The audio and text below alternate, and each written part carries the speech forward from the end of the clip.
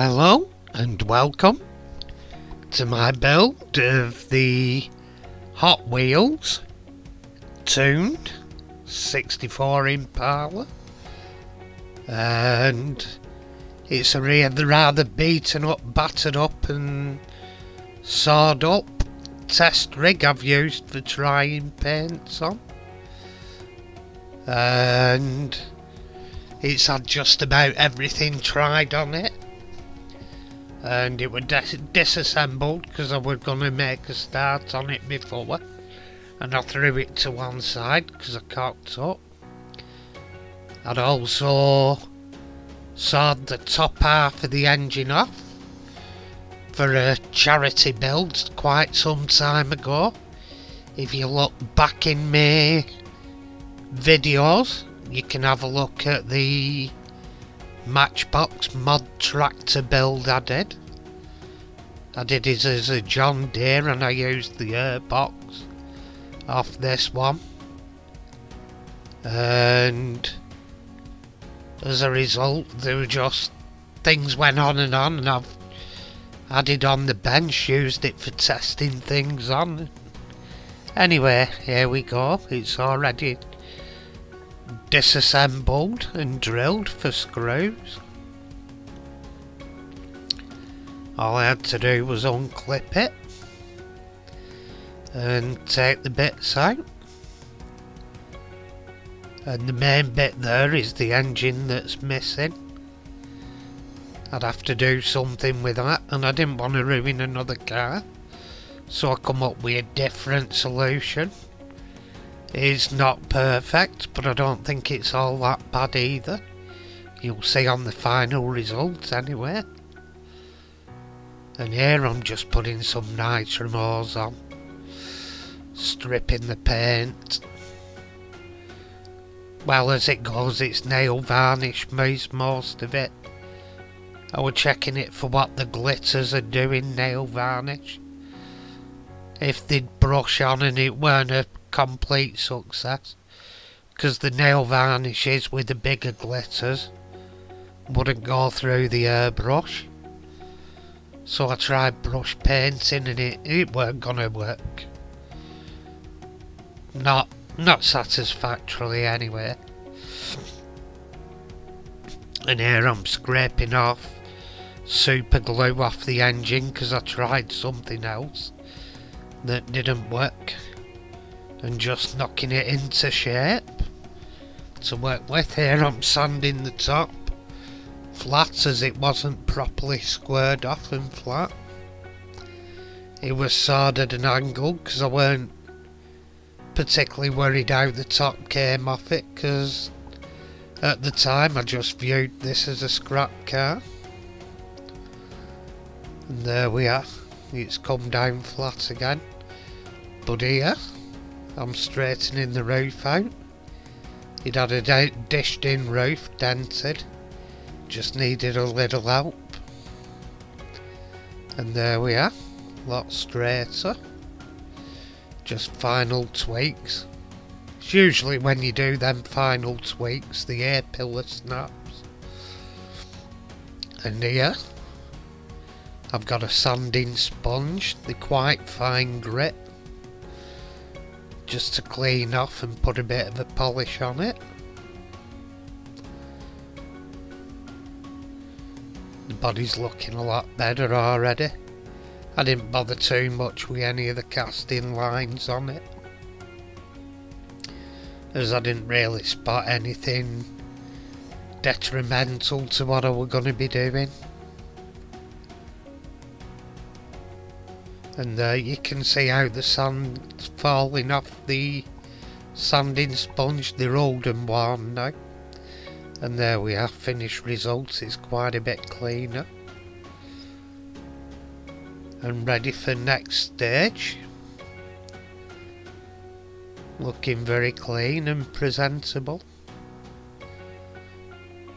Anyway, off we go, and here we come into next stage, which is priming. I just used cheap pound shop primer, about £1 a can I think they were. I bought a few different ones, but as it goes, I might be trying something different, because as you'll see later on in this, I'm sure the actual clear coat reacts with a primer or undercoat. Here it's another pound shop can, and this one's white. Just giving it a quick dusting over a white for an undercoat. And another thing that happened with these cheaper paints, I'm sure it's them that's responsible, because I've used pearl white on it.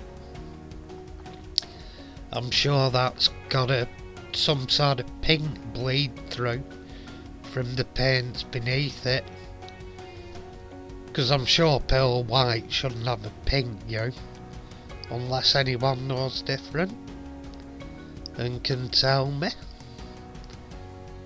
Anyway, I think this is where the pearl white is going on. Looking, yeah, it's the airbrush, this one's the pearl white going on.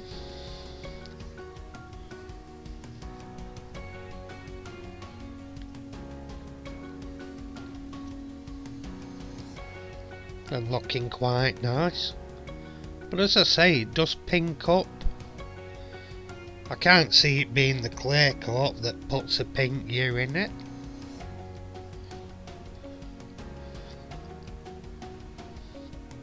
Because the Createx stuff says it's resilient to stuff like clear coats and that. So I can't see it being the clear anyway. Keeping going with a pearl white, getting a nice build up.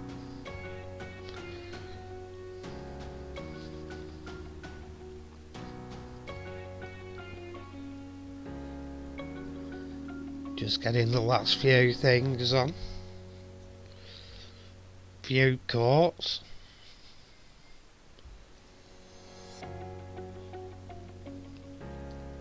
And looking good.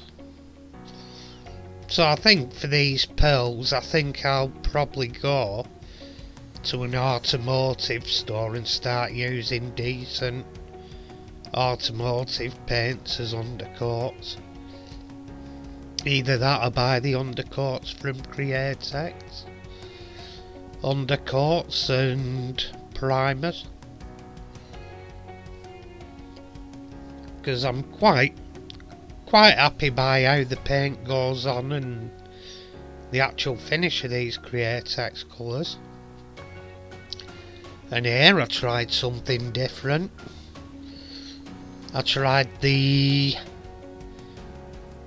netting off oranges to give a pattern in it, and I don't think I bedded it down far enough. I don't think it was flattened enough, because it actually didn't take the pattern on, certainly not properly anyway, so I don't think I've tightened it down enough. But yeah, oh, live and learn.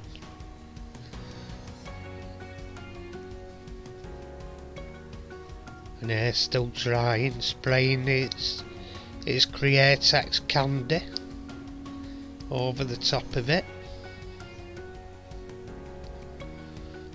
which I do love. They're lovely to apply. It's strange, but even a very light coating like that, you think nothing's gone on it, but if you took the tape off, it'd like be a really deep colour. Well, not a really deep, but you'd see the colour, even though to your eye when you're spraying it you don't think anything's gone on. And I'm working it into a fade.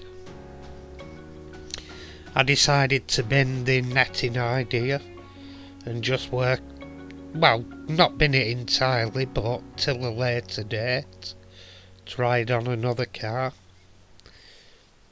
And I'm working here towards having a fade down the sides and down the roof.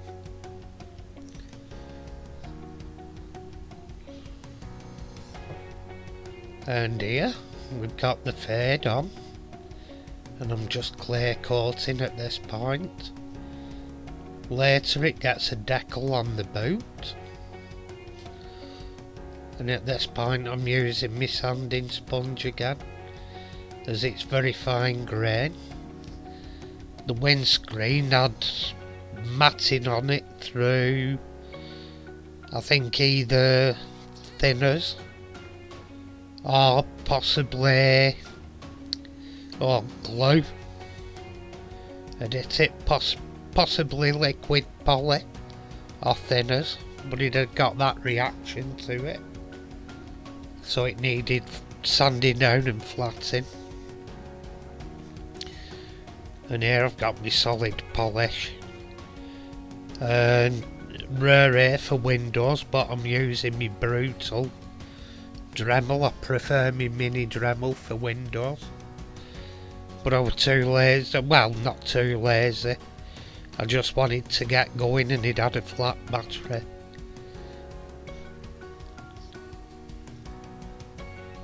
So it was just a case of get going and worry about it later. Anyway, here we go on the side window.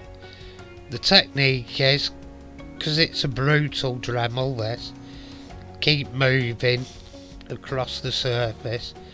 Don't stay in one area for too long, because the friction builds up heat and it will melt the screen, and you'll put melt marks in it. And believe me, it doesn't take long with these faster Dremels. That's why you're better off with a very small battery Dremels they sell on eBay. If you look back, I did a review of it, of one of them, the Vaucher one. And if you look back through my videos, it's one with aeroplanes on an airfield on it. And here the screen's going into the jar of joy. Floor polish. Comes out, I shook it up like a tool, so it's absolutely full of bubbles, but I actually shook them off. And anyway, here we are. The paint job's done, and I'm going round with a Molotov pen, adding chroming effects to it, to the grill and bits and pieces and stuff. And anyway, this is our starting point. A beaten up, battered, abused test rig for all sorts of paints, engine sawn off it. Just generally a scrap car. In fact, very scrap. It's probably worse condition than if a kid had had it playing with it and painted it, if I'm honest about things. And anyway, coming up, and here is where we finished up. Quite nice. And the engine, I got round the problem by using milliput putty, and I sort of sculpted my own idea on it. It looks quite well. It's not perfect by any means, but it's better than the damaged engine that was there. We now have a blower on it and stuff, and it looks quite a bit different, rather than just the headers. Well, not the headers, the rocker covers at the top. It's also had some Vallejo black wash. It's had a new set of front wheels on it, salvaged from a Disney Pixar Cars car. It's got an eagle decal on the boot lid from a decal sheet I bought from a lady in Milwaukee on eBay. Does quite a good selection of 164 decals if you look her up. And anyway, thank you for looking in. Thank you for checking me out, and if you've enjoyed this video, by all means subscribe, even better, if you press the bell icon to receive notifications. Anyway, bye for now, see you in my next vid, and take care out there everybody. Hopefully the light's at the end of the tunnel for being allowed out again, and Boris can lift our grounding. Anyway, bye for now.